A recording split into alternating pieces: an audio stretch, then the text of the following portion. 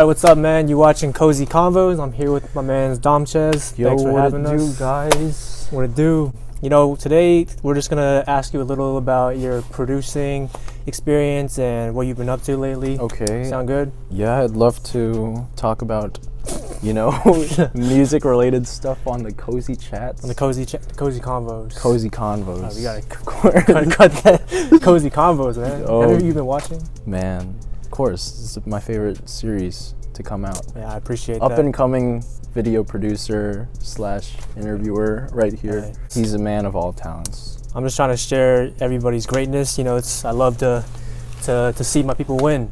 But anyways, so let's just get started with a little bit of background on you. So you started off producing mainly, and then more in the last year or so, you kind of became more of a full-on artist. Like you released your own songs on Spotify and stuff. So Yeah, it's still like a hobby for me. mm-hmm.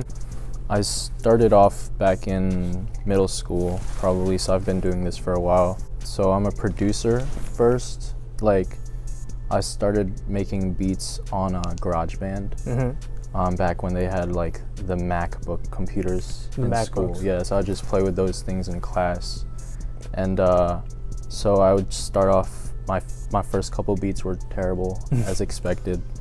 But it was something fun. Like I would go home and play with it every day. I would try to recreate popular songs too, like the beat wise, and so like slowly I got better. I started picking up like small things in production. Me and my friends back at home, Melly. Yeah, Chef Melly. Yeah. Shout out to Chef Melly. Shout out Chef Melly. Shout out. Columbia Hit Boys Squad. We would just be chilling at the house and just like rap to the beats I make and stuff, and like we just have fun with it. And I was just like, yo, what if like we make an album? I wonder how it would sound. And like I started making songs, and it was cringy at first. Cringy. Yeah, but it was fun. It's fun. Like we started off like just recording verses on the voice memos chat. Then I met Akeem, right? Shout out the Shrine, Shout out the Shrine. Yeah, and he takes it real seriously. Like I met him and was like, oh, his music's on Spotify, like, SoundCloud, all of it, platforms. And I listened to his music. I was like, wow, this really sounds like professional. Like he knows what he's doing. So I was like, oh, what if I could do that? And so, I tried to invest a little more. Like I bought a better mic, and I looked at a whole bunch of YouTube tutorials and stuff, and like basically just upped my game. Now. Why did you take that step to upgrading your game? Like you said, was it just wanting to share your music with more people, or did you kind of? It didn't really have to do your own sound. No, yeah, it didn't really have to do with audience. Really, I was just making it for myself. Yeah. Just like me being a producer first. I'm really into like making things sound good, basically. So I really got into mixing and everything, mixing and mastering. I watched a whole lot of YouTube and just basically tried to make myself sound as good as possible. True, yeah. And like my music as a whole. So in terms of like the type of music you were putting out, I remember in the beginning when I first met you and you were showing me your SoundCloud albums. Yeah. It was mainly just rapping in the car and stuff. Yeah. So at what point did you start exploring with different melodic rapping styles, like having more melodies and singing in your songs? Yeah. Well, I've always been a huge R&B fan. Like I love throwback R&B. Yeah. So,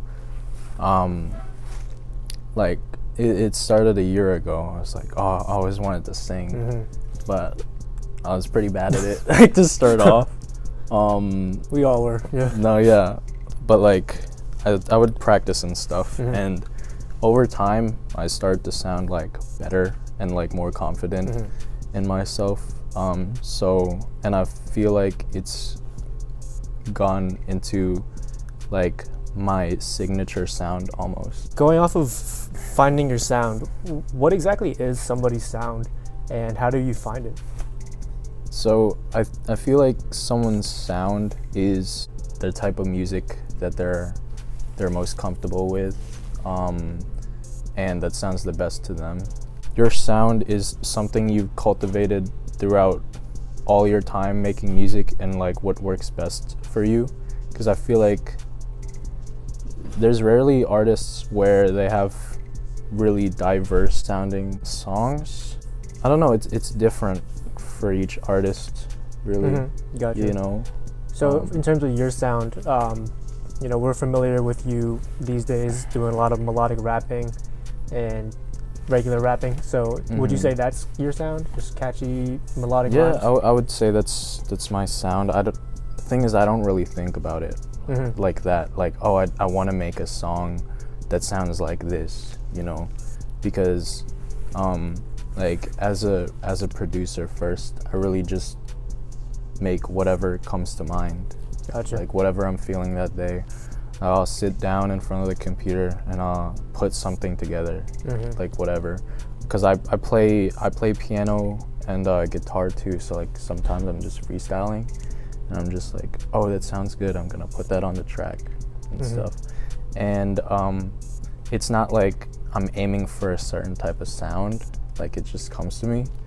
In regards to your question about how do you cultivate one's sound, I don't think it's something you're doing consciously. I think it's more dependent on maybe what type of music you're into.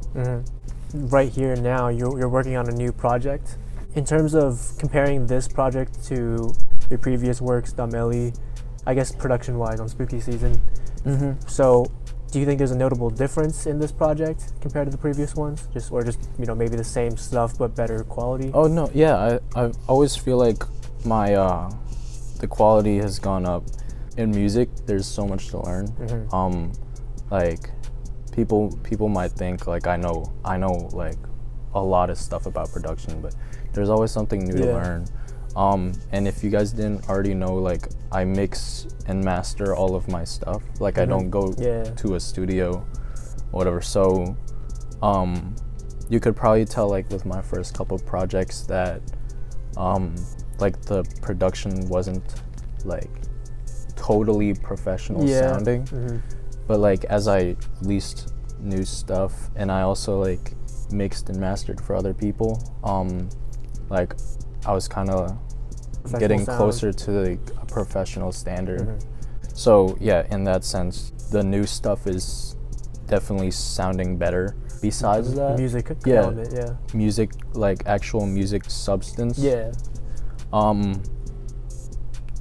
definitely like trying to tackle deeper topics because when I first started off, you know, it was just like me and my friends were just having fun. Just goofing around. Like my slogan is like 255 on the dash. You know, when are we getting the T-shirt? The merch. It's coming soon. I would rock that for sure. No, why 255 though? I don't know. It was just like the random number that just came to mind. You just love 255 because you used to say like I bench 255. I bench 255. Yeah. Guys, it's facts. That's crazy. I mean, like you already see it. Crazy. And like I may say like really silly shit. But like in the end, I try to make meaning out of it. You know, I'll say, you know, you gotta go 255 on the dash in all aspects of life. Like stay in the fast lane, just don't stop. No, because if you ain't riding in the fast lane in life, what are you doing? You're not moving at all, you know? And it's just like things like that I like try to turn into a positive outlook. And that's also part of like going back to the topic about you know, going deeper like into my lyrics. The album's gonna be called Dreamcatcher. Yeah, so it'll focus mainly on a theme of like, you know, follow your dreams. You know, live your truth. If you know, you know. And I think that's like the kind of message I want to like spread to anyone who's out there listening to me, because I'm a big believer of like music is what you relate to. And if there's any way that I want to connect to the people out there that are listening, it's that message that you guys should always go after what you want in life. We don't want to take too much of your time, but just got one more question for you. So for 2020, this year, what are your immediate music goals? Like I said before, I just want to, keep putting out music because I've got a lot of ideas that I really want to put on paper and like just throw out there, It would also be pretty cool to reach a larger audience too. You have a goal with numbers? Number wise? Yeah. I would say maybe 1,000 solid fans. 1,000 solid. So after people who just done, keep coming back. I feel like that's a great number. It's not like super big because I still want to be able to connect with my audience. Gotcha. Yeah, it's definitely one of the coolest things ever that people are out there like actually listening to the art I put out. Yeah. Like front to back. It's crazy. Like two people are listening right that now. Focuses. Two people listening right now. It says 3 now. Dude, isn't that crazy, guys? Yeah, that's probably a crazy feeling waking up every day, seeing a jump. What would be crazy? Like if there was like a button on here that could be like, you could broadcast like to whoever's listening. I'll be like, hey guys. Hey guys, appreciate it. Thanks for listening. Thanks for listening. Music. And then you crazy. see your follower count go down. Nah, I didn't. I wouldn't even be mad because my whole thing is like you gotta connect to your audience. Be like interacting and right, and then that's what I'm all about. For sure. That's awesome, man. Well, we wish you the best of luck. Thanks for having us here. Of course. It's been a pleasure. Of course. You're watching Cozy Convos. I'm going to leave Domchez's regular IG and his music IG in the link. I'm going to leave that in the description. It's Cozy Convos, man. Cozy Convos, man. Cozy Convos and Domchez.